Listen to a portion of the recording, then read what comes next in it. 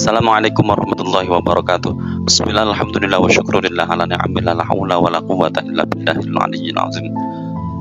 Allahumma sholli ala sayyidina Muhammad wa ala ali sayyidina Muhammad. Amma ba'd. Hadratul Makhtaramin, para alim, para kiai, wabil khusus kepada beliau yang terhormat, yang kami muliakan, guru kami Mujiz Jamiah Ruqyah Aswaja Gus Alama Alauddin Siddiqi, yang kami hormati Bupati Demak beserta jajarannya, yang kami hormati Ketua PJNU Kabupaten Demak beserta jajarannya, yang kami hormati Ketua LDNU Kabupaten Demak beserta jajarannya, yang kami hormati Ketua PWJA Jawa Tengah beserta dengan jajarannya, yang kami hormati segenap, yang kami hormati dan juga kami tunggu nasihat-nasihatnya, selalu senantiasa kami nantikan nasihat-nasihatnya segenap pembina JRA Kabupaten Demak, yang kami hormati Ketua JRA Kabupaten Demak beserta dengan jajarannya, yang kami hormati, kami banggakan dan kami cintai segenap peserta Muscap JRA Kabupaten Demak tahun 2023 serta seluruh keluarga besar Jamiah Ruqyah Aswaja Kabupaten Demak. Alhamdulillah wa syukurillah, pada kesempatan hari ini, walaupun mohon maaf belum bisa hadir secara langsung, kemarin Bapak Ketua meminta kami untuk menyampaikan sekelumit sejarah terkait dengan perjalanan JRA Kabupaten Demak mulai dari awal sampai hari ini. Mungkin tidak sampai hari ini ya, sampai 2022. Sebelum itu izinkan kami untuk menyampaikan selamat dan sukses atas terselenggaranya Muscap JRA Kabupaten Demak tahun 2023. Semoga di Muscap ini nanti akan menghasilkan keputusan-keputusan yang terbaik untuk perjalanan JRA Kabupaten Demak ke depan. Hadirin rahimakumullah, para peserta dan juga keluarga besar Jamiah Ruqyah Aswaja Kabupaten Demak, sebagai pengingat napak tilas ya, anggap ini adalah napak tilas kita bersama. JRA Kabupaten Demak, pertama kali pelatihan dan ijazahan JRA di Kabupaten Demak itu dilaksanakan pada tanggal 14 Mei tahun 2017 di Pondok Pesantren Darul Mustafa Jogoloyo. Diselenggarakan oleh para alumni pelatihan JRA di Kendal pada tahun 2017 juga kayaknya 2017 di Kendal. Di antaranya adalah Kiai Muslim sendiri selaku pengasuh Pondok Pesantren Darul Mustafa Jogoloyo, kemudian Mbah Khalil Mardi Al-Maghfurlah, kemudian Haji Muhajir, kemudian Ustadz Maftuhin, kemudian siapa lagi ya? Ada Pak Nurul Khairul Huda.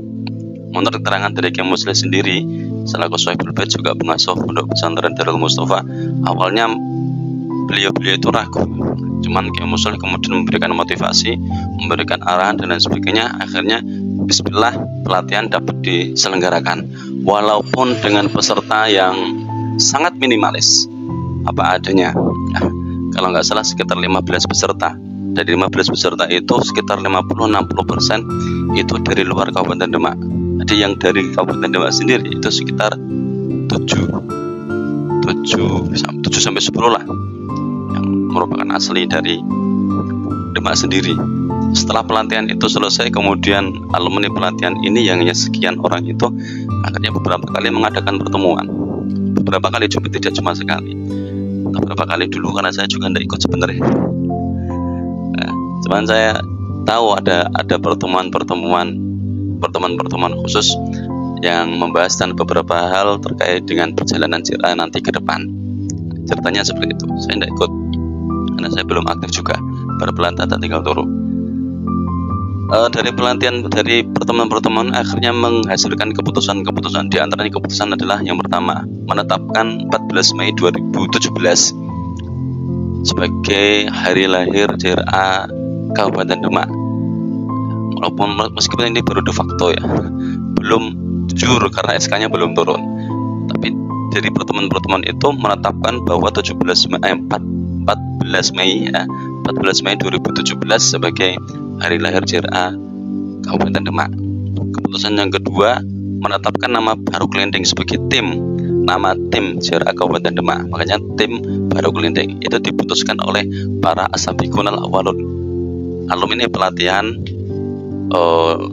yang pertama kali tahun 2017, diantaranya Mbah Kambali, Mbah Ajir, Pak Muntir, Mbah Khalil Suwarno, Ya Hamid, itu yang ikut sering rapat-rapat akhirnya menghasilkan keputusan itu.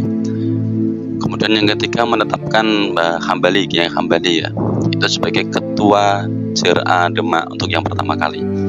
Itu adalah keputusan dari beberapa kali rapat di berbagai tempat, termasuk di Kompleks Masjid Agung juga.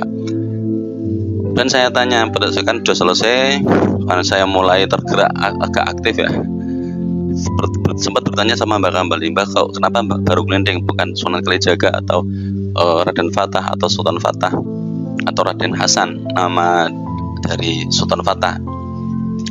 Ceritanya beliau gini, sebelum kedatangan Sultan Fatah di Demak ya, itu sudah ada tokoh, kita sudah mempunyai tokoh yang luar biasa, yang terkenal, yaitu Baru Gelinding. Jadi Baru Gelinding itu berada di Kabupaten Demak itu sebelum kedatangan Sultan Fatah, jadi lebih lama. Itu yang pertama. Terus yang kedua, nama Kanjeng Sunan Kalijaga dan nama Kanjeng Sultan Fatah itu sudah terkenal tidak hanya di Indonesia tapi bahkan di luar Indonesia, di luar negeri. Artinya kita butuh memperkenalkan tokoh lain yang ada di Kabupaten Demak. Di antaranya siapa? Adalah Raden Baru Gelinding. Makamnya ada di Kompleks Makam Sentono, Makam Sentono, itu belakang masjid yang agak jauh, bersama dengan Nyi Lembah. Pertanyaan yang kedua ini juga pernah ditanyakan sama Gus Sama ini, Baru Gelinding ini Muslim atau tidak? Jawaban Mbak Kambali, Muslim. Saya yakin Baru Gelinding itu adalah Muslim. Kemudian saya coba cari informasi terdekat Baru Gelinding, saya juga meyakini bahwa Raden Baru Gelinding itu adalah Muslim. Kenapa? Yang pertama, letak makamnya adalah di Kompleks Makam Sentono bersama dengan Nyai Lembah. Kemudian yang kedua, hidupnya Raden Baru Gelinding itu bareng-bareng dengan Nyai Lembah. Sedangkan Nyai Lembah itu adalah istri dari Kiai Lembah. Kiai siapa itu? Kiai Yasir siapa itu? Yang merupakan cerita dari Ambarawa. Kiai Lembah itu adalah cikal bakal Kabupaten Ambarawa, dan beliau adalah Muslim. Nyai Lembah sendiri nama aslinya itu adalah Siti Aminah.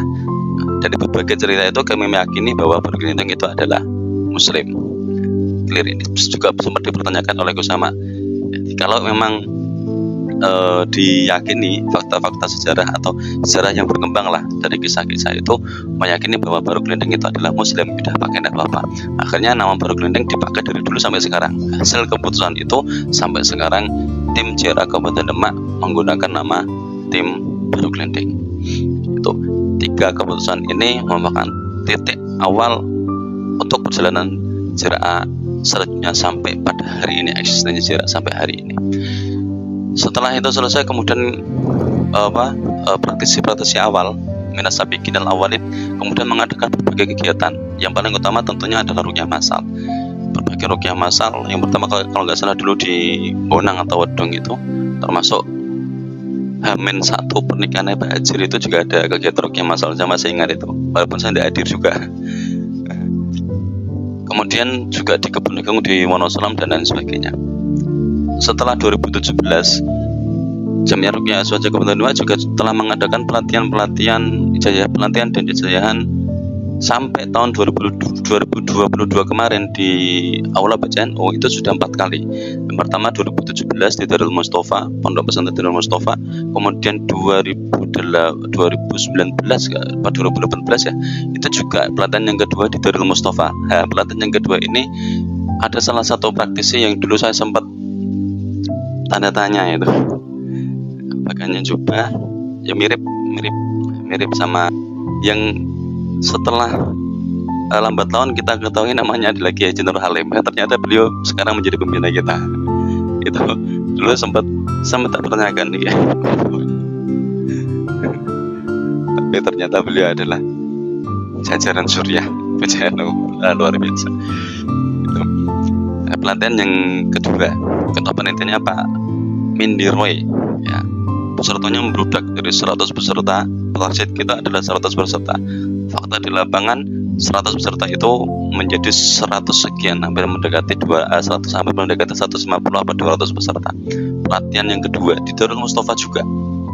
Kemudian pelatihan yang ketiga di Pondok Pesantren Al-Fatah itu juga melebihi ekspektasi, bahkan panitia terpontal-pontal, panitianya kepontal, yang kita hanya menyediakan obor rampe pelatihan itu hanya sekitar 100 lebih sedikit ya. Ternyata peserta yang hadir sampai hari H itu datang berbondong-bondong peserta.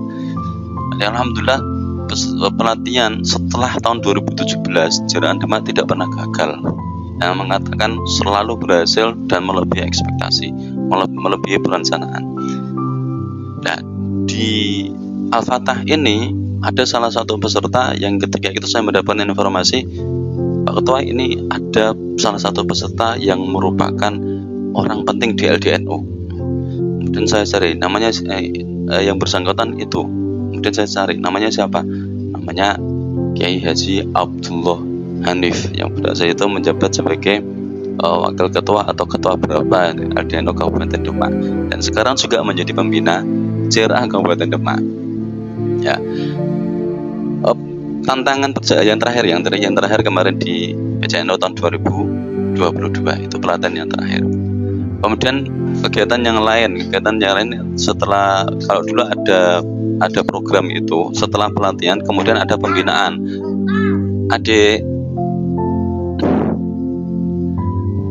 Ada pembinaan, sertifikat pembinaan itu adalah syarat untuk mengajukan KTA. Di Demak sudah 2 kali mengadakan pembinaan. Yang pertama di Darul Mustafa, yang kedua di PCNO. Nah, kemudian yang ketiga namanya sudah ganti, yaitu Tasghirul Quran yang kita selenggarakan di Klaten. Dan juga kegiatan-kegiatan lain termasuk juga rutinan. Dulu itu rangkaiannya Rotibul Haddad dan lain sebagainya sampai ngaji Abul Farad itu.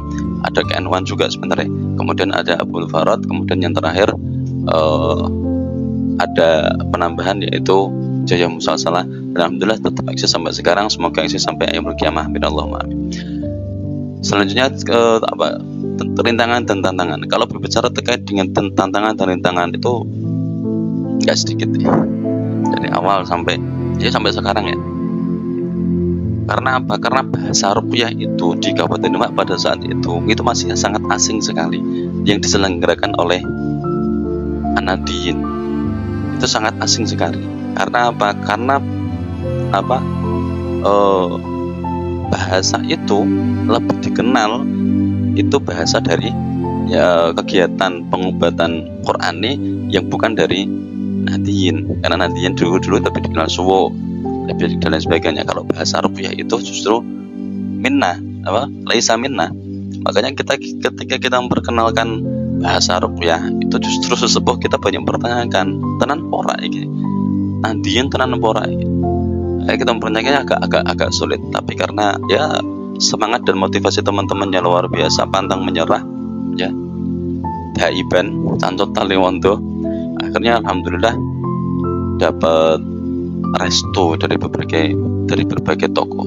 Lebih-lebih ketika Jaraah Pusat kemudian masuk ke dalam LDNU menjadi salah satu sayap dari LDNU, itu juga kita gunakan sebagai momen yang tepat untuk memperkenalkan Jaraah dan untuk memasukkan Jaraah ke struktural PCNU.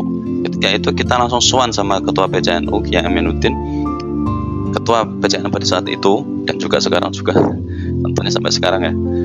Nah, kita sowan ke sana melaporkan, kita membuat proposal, dibuat Pak Ajir pada saat itu membuat sebuah proposal terkait dengan profil dan lain sebagainya, kita sodorkan kepada ketua PCNU pada saat itu yaitu Kiai Aminuddin.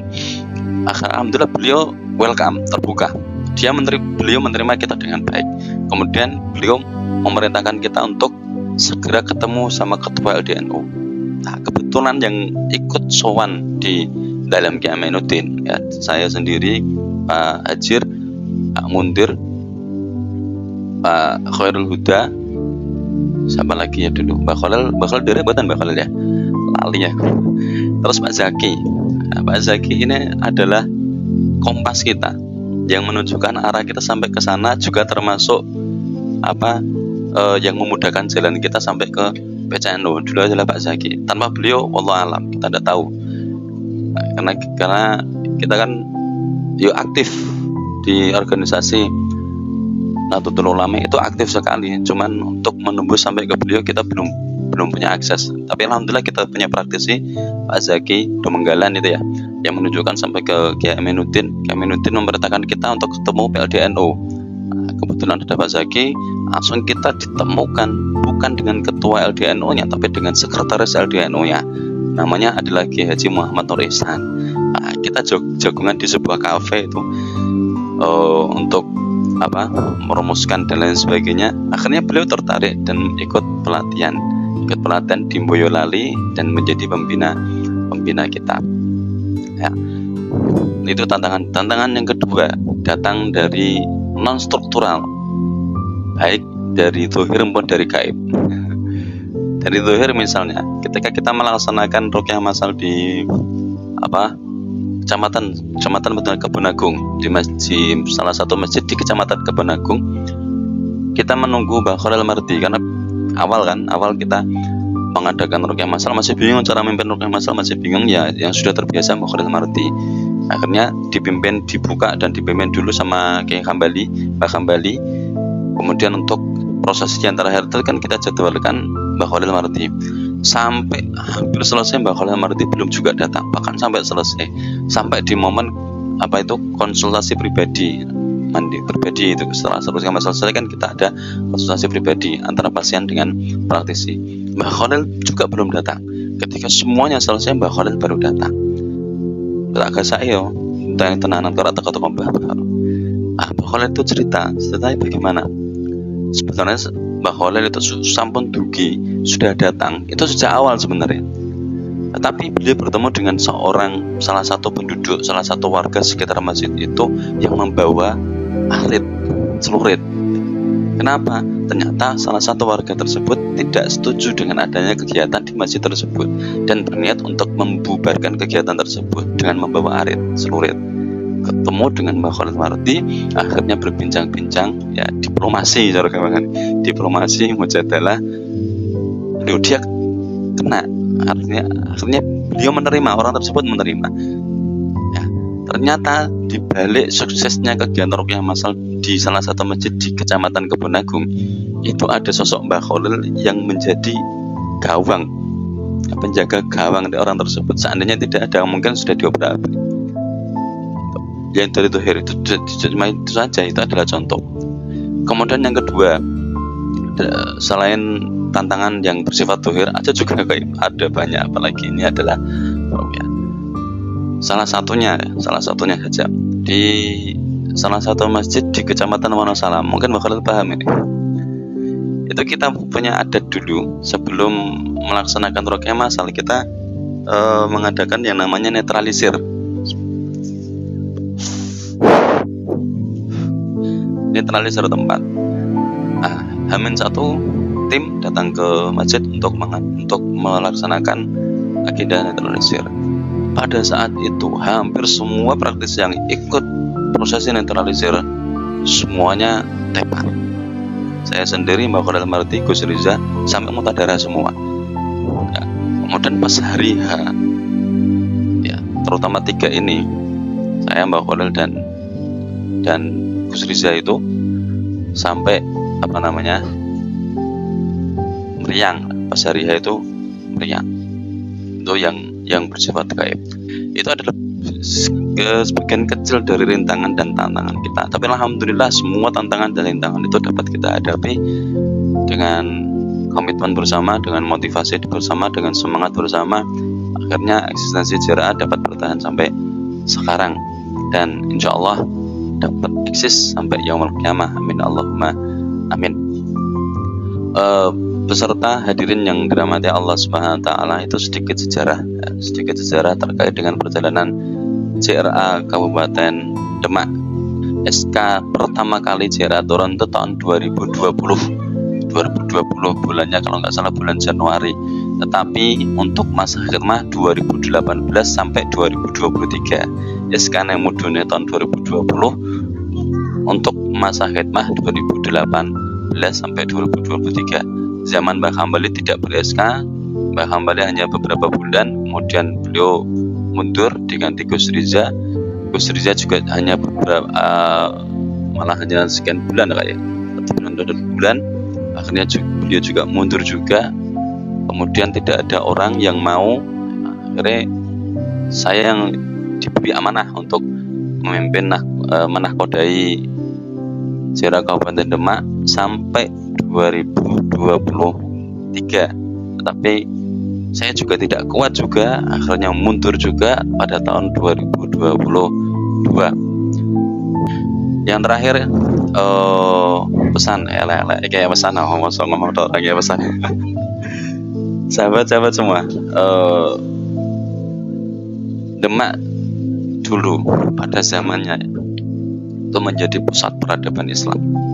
Kita tahu bahwa Raden Hasan atau Sultan Fatah itu dulu mendapatkan hadiah tanah wilayah dari ayahandanya berupa hutan di Wonolango, berupa hutan Wonolango. Hutan Wonolango itu berada di antara Kadipaten Jepara dan antara Semarang, sekarang Semarang. Nah, setelah mendapatkan itu, setelah minta izin ke gurunya Kanjeng Sunan Ampel, setelah beberapa tirakat dan lain sebagainya beliau lakukan, akhirnya Raden Hasan atau Sultan Fatah berniat untuk membuka lahan ini Wonolango ini, membuka hutan Wonolango ini untuk dijadikan pusat penyebaran Islam, pesantren dan lain sebagainya. Akhirnya beliau datang ke Wonolango. Sebelumnya beliau datang ke Kadipaten Jepara karena pada saat itu hutan Wonolango masih menjadi wilayahnya Kadipaten Jepara. Pamitan kepada Adipati Jepara, diizinkan kemudian ke Semarang. Entah dulu namanya apa, pokoknya sekarang itu adalah daerah Berkuta Semarang, ketemu sama saudagar Cina. Setelah itu kemudian datanglah ke daerah yang namanya Wonolango, ke hutan Wonolango. Setelah menyusuri Kali Tuntang, sampailah beliau di suatu tempat yang beliau yakini sebagai bagian dari Wonolango. Bener, ini bener, kayak cara gampangannya ngono. Beliau mengatakan bener ini hutan Wonolango. Makanya daerahnya sekarang disebut sebagai Dukuh Bener. Di kecamatan mana itu Dukuh Bener itu, yang ada masjid tuanya, yang ada telapak kakinya Kanjeng Sunan Kudus ya, itu Dukuh Bener. Itu adalah menurut cerita ya, itu adalah tempat di mana Raden Hasan beserta rombongan pertama kali mendarat di Wonolango. Nah, di Wonolango itu ada gelagah yang baunya wangi atau gelaga wangi. Akhirnya beliau menyusuri daerah Wonolango itu, bertemu dengan Nyai Lembah dan Baru Kelinting di daerah yang namanya Kenep. Ya, mungkin Kenep itu adalah daerah yang sekarang kita kenal dengan Dukuh Kenep ya. Itu adalah pertemuan Kanjeng Sultan Fatah atau Raden Hasan dulu ya, pertemuan dengan Nyai Lembah dan Baru Kelinting. Nyai Lembah lah yang menunjukkan tempat di mana letak sekumpulan gelagah yang baunya wangi itu. Akhirnya ditunjukkanlah tempatnya, dan disinyalir tempatnya itu adalah berada di pengimaman Masjid Agung Demak. Karena pada tahun 1924 atau 26 itu pernah ada pemugaran Masjid Agung Demak, Masjid Agung Demak, dan ketika dipugar itu di tempat pengimaman itu ada air yang baunya wangi sekali. Nah, itu adalah kesaksian dari Bupati Demak atau Adipati Demak pada saat itu. Tuh. Nah, dari situ kemudian Kanjeng Sultan Fatah Raden Hasan kemudian membuka hutan Wonolango, akhirnya menjadi sebuah kerajaan atau kesultanan, yaitu Kesultanan Demak. Nah, rajanya adalah Sultan Demak. Dan di situ ada Masjid Agung Demak yang merupakan tempat pertemuan perkumpulan para wali songo. Kita tahu bahwa Islam masuk ke Jawa dibawa oleh sekelompok ulama yang kita kenal sebagai Majelis Wali Songo, dan pertemuan Wali Songo itu berada di Kabupaten Demak. Berarti apa? Dulu pada zamannya peradaban Islam itu berada di Kabupaten Demak. Terus apa hubungannya dengan pesan ini? Dari Wali Songo itu kemudian keturunannya, entah itu silsilah, entah itu dari nasab ataupun dari sisi keilmuan, bertemu kembali pada Perang Jawa tahun 1825 sampai 1830 ya. Bersama dengan para Pangeran Diponegoro ya, perang dengan penjajah. Setelah Pangeran Diponegoro tertangkap, pasukannya itu kemudian menyebar. 1 abad kemudian berdirilah Nahdlatul Ulama, yang tidak lain adalah keturunan baik secara nasab ataupun secara keilmuan, guru dan murid dari pasukan-pasukan Pangeran Diponegoro. Tidak menutup kemungkinan, karena terus jalur itu terus berjalan, nanti akan kembali ke Kabupaten Demak. Ke depan nanti Demak akan menjadi pusat peradaban Islam sebagaimana pada zaman Kerajaan Demak. Apa hubungannya dengan JRA? Kita berharap JRA ini merupakan salah satu instrumen dalam rangka mewujudkan Demak menjadi pusat peradaban Islam. Amin, Allahumma amin. Saya kira itu yang dapat kami sampaikan. Semoga ada manfaatnya. Ngedabur saya ini semoga ada manfaatnya. Kalau tidak ada manfaatnya dibuang saja nanti. Akhirul kalam, wallahu muwaffiq ila aqwamit thoriq. Wassalamualaikum warahmatullahi wabarakatuh.